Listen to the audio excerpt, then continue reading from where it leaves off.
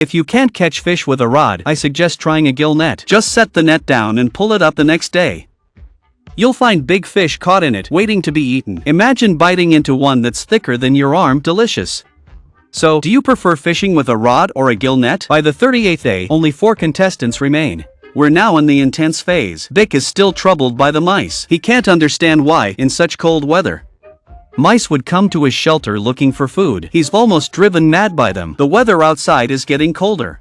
His shelter is leaking all over. It's awful. Despite his fat reserves, he can't endure it. The main problem is food. Without food for energy, he resorts to gathering moss to patch his shelter. This lifestyle isn't for everyone.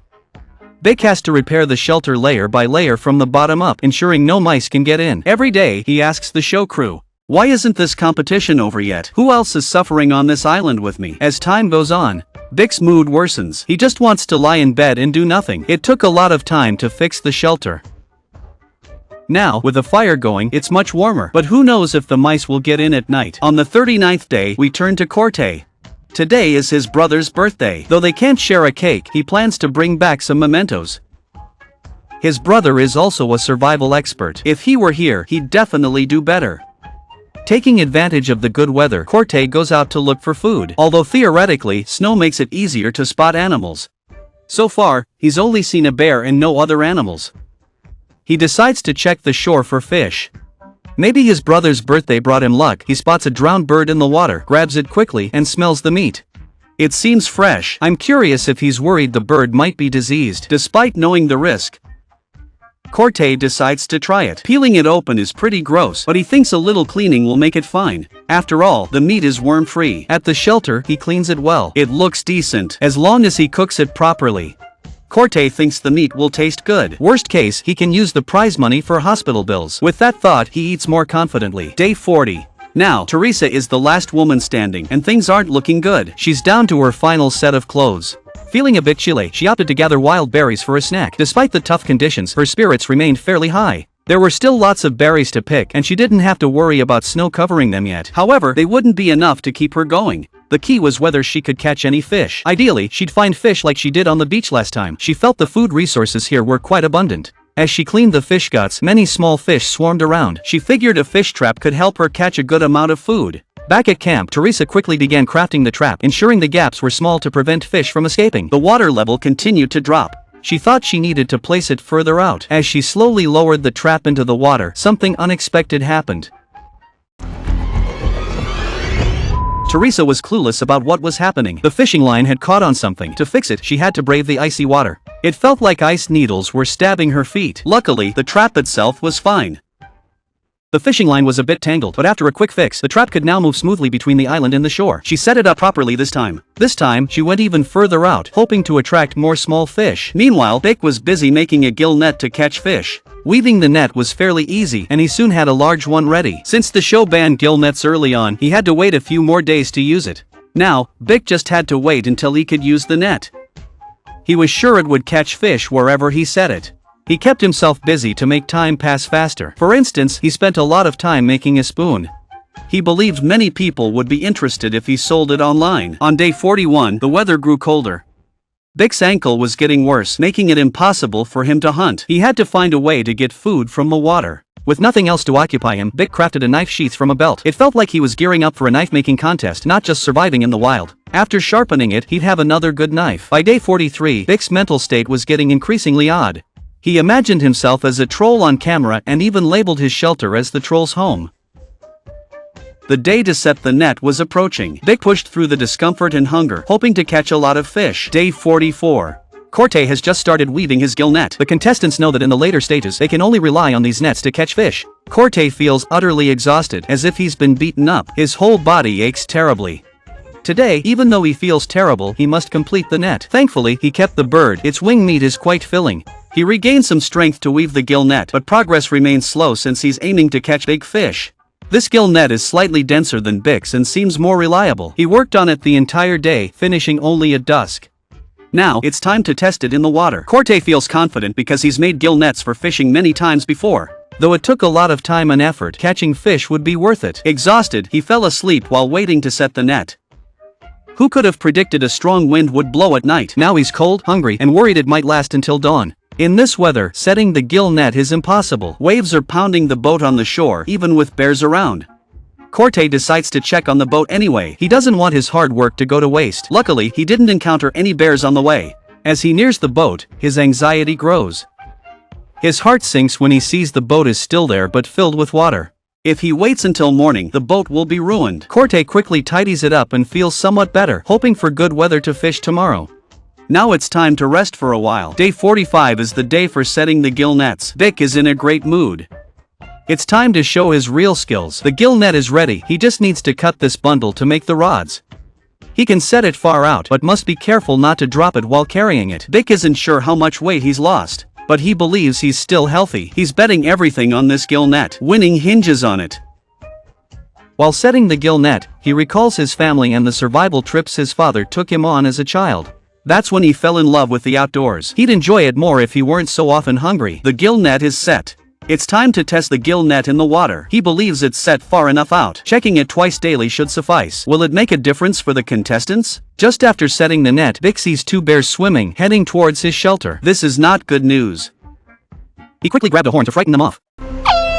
Get out of here! It worked, but who knows when they'll come back. The pressure instantly felt much greater. Perhaps he should consider hunting the black bear, as it's a viewer favorite.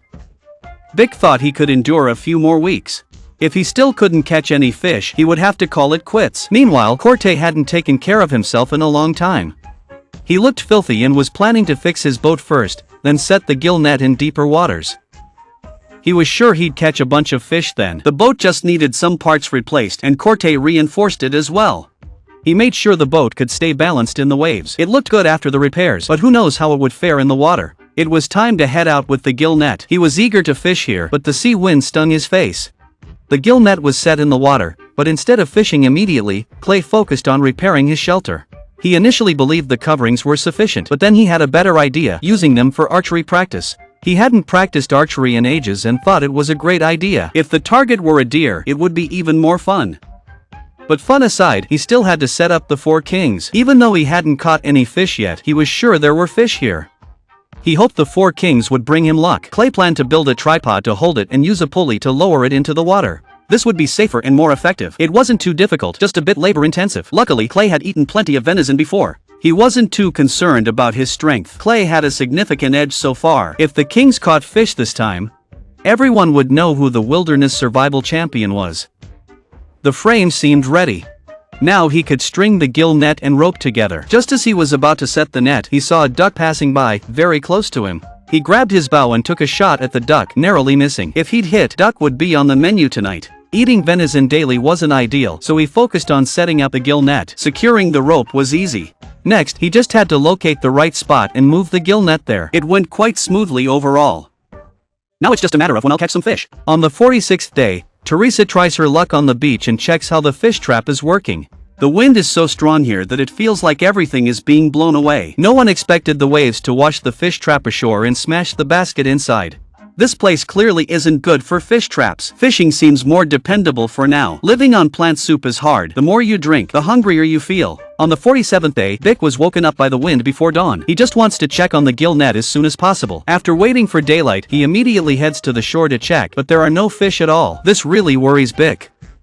At least a small fish would be nice. Now he feels even hungrier. He has no choice but to go back to the shelter to rest. Bick's mental state is poor. He lacks the energy to joke and constantly thinks about his family.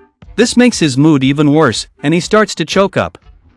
He tries to adjust his emotions, but his efforts are in vain. It seems like he might quit any moment. It's now the 48th day of the competition. Right now, only Clay is feeling upbeat. He even pretends to be a news reporter on camera, looking quite professional. He must have watched and mimicked a lot. He really enjoys this weather, feeling much more relaxed. Some might wonder if Clay is worried about the gill net in this weather, but he's confident in the one he set up. Now he just needs to pull the net back. In such harsh weather, the chances of catching fish are quite low. He has to reset the net and recalls he can only return to gnaw on deer meat. By the 49th day, Corte's body is nearing its breaking point. Resting doesn't help his fatigue. Still, he pushes himself to check the gill net. He believes that if he can catch some fish to eat, his body will definitely recover. He speeds up to pull up the gill net. I must admit, having a boat is a huge advantage. You avoid the net getting washed ashore, and there are more fish in deeper waters. Soon he reaches the gill net and starts pulling it up. As soon as he tugs the rope, it feels heavy. He immediately speeds up to pull it in. Soon he sees 2 big fish. This makes him very happy. 1 fish is enough to last him several days. Had the show allowed him to use the gill net sooner, he could have been feasting on fish and rabbits daily. The boat trip was totally worth it. As soon as he returned, he began processing the fish right away. It was essential and boosted his confidence to continue. There was still a small fish in the pot. Finally, he could have a full meal today. He hoped to keep catching fish in the future. Cole felt it was really tough for him, but he was glad he persevered. On the 50th day, he found a lot of valuable mushrooms nearby. The mushrooms were a nutritious and welcome find. Cole still believed in his gill net. After all, who could make a gill net and not catch a single fish? Cole could tell you for sure, there really are people like that. He believed there was nothing wrong with the net. It just needed a few tweaks to the pulley system, maybe adding a stick, but the more he rushed to fix it, the worse it got. The gill net almost got tangled. He hoped that after the adjustments, he could catch fish smoothly. Like Teresa, who had quit fishing, he thought it was wiser to gather more mushrooms. Maybe he was just exhausted. He accidentally spilled the mushroom soup, and now he had to redo everything. His mood turned quite sour. He still had to cook the mushroom soup to eat, just to satisfy his craving a bit. Feeling down, he decided to go outside to relax. I wonder if he wasn't worried about a bear showing up. Still, he seemed to be enjoying himself. By day 51, since arriving, Bick had shed a lot of pounds. If anyone wanted to slim down, they should try Alone in the Wild. He could honestly say it worked better than any diet. Now, Bick was down to just eating onions, having given up on everything else. Who knew how long he could survive on just onions? He even considered planting them to harvest later. It was a good idea, but I worried that by the time the onions grew, Bick would already be home enjoying a big meal. Now, it was all about finding joy in the struggle. Seeing his worn-out face, I figured he might quit in a few days. I wonder if others feel the same way.